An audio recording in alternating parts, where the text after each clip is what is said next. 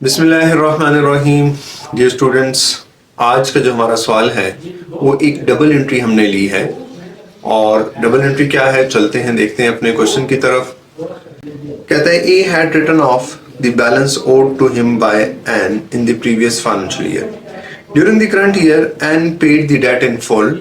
How would this payment be recorded by A? Irrecoverable debt expense, receivables, cash, credit और debit दिया गया है।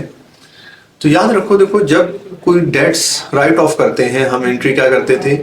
Debit irrecoverable debt expense, debit irrecoverable debt expense, credit receivables.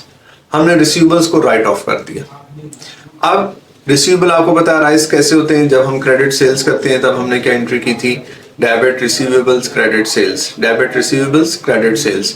उसके बाद या तो हमें पैसे दे देते हैं या एक चांस क्या होता है कि वो इरिकवरेबल हो जाए। अगर तो पैसे दे देते तो हम क्या एंट्री करते हैं? Debit cash credit receivables. वो इरिकवरेबल हो चुके हैं तो हमने एंट्री की debit irrecoverable debt expense credit receivables. Receivables को हम डी रिकॉग्नाइज कर चुके हैं।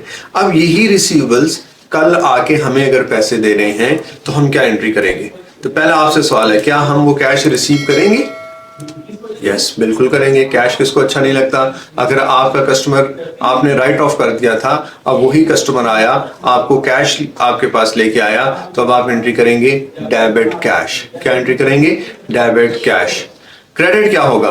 क्रेडिट होगा इरिकवरेबल डेट एक्सपेंस। क्रेडिट क्या होगा?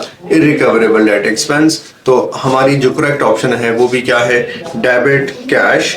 तो अब देखो एग्जामिनर ने क्या किया, पहले क्रेडिट लिखा हुआ था बाद में डेबिट था, तो हमने डेबिट कैश को सिलेक्ट करना है। रिसीवेबल्स की कोई एंट्री नहीं होगी। क्यों? क्योंकि जब हमने सेल्स की थी तब हमने रिसीवेबल्स को रिकॉर्ड किया था, और जब हमने राइट ऑफ किया, जब हमने इरिकवरेबल रिकॉर्ड किया तो रिसीवेबल्स को राइट ऑफ कर चुके हैं। अब रिसीवेबल के साथ कोई ताल्लुक नहीं है, तो क्रेडिट क्या हो जाएगा? हम अपने एक्सपेंस को, इरिकवरेबल डेट एक्सपेंस को क्रेडिट कर देंगे।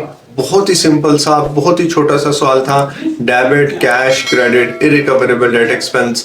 और ये सवाल हमने FA2 के अंदर रिसीवेबल्स के चैप्टर में भी पढ़ा था।